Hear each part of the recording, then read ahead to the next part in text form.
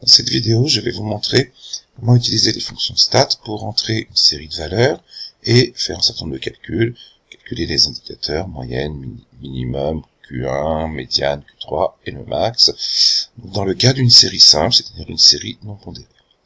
Dans le menu principal, on choisit stat et on arrive sur cet écran de saisie. Donc là, vous voyez qu'il y a déjà des valeurs saisies.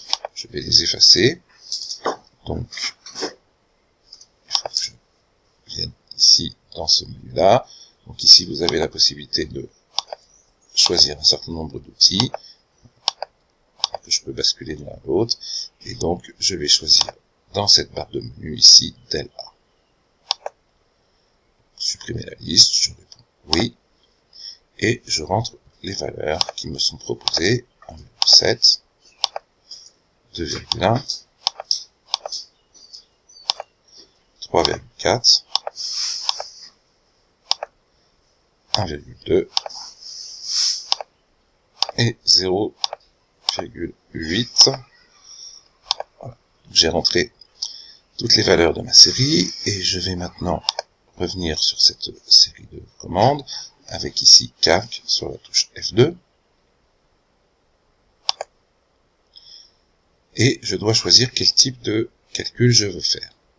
Donc je peux faire des calculs à une variable ou à deux variables et donc je vais d'abord aller dans 7 avec F6 pour faire un certain nombre de réglages. Donc ici j'ai une série simple. Dans la première colonne j'ai les valeurs de x, c'est-à-dire c'est ce qui s'appelle dans la calculatrice xlist, la liste des valeurs de x. Et c'est bien liste 1 ici, donc je n'ai pas besoin d'y toucher.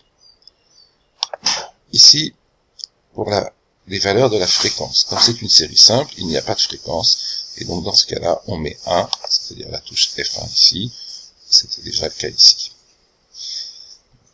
Quand les réglages sont terminés, nous pouvons revenir sur l'écran précédent, et nous allons choisir des calculs stat à une seule variable, et on obtient donc la moyenne, qui vaut 1,84.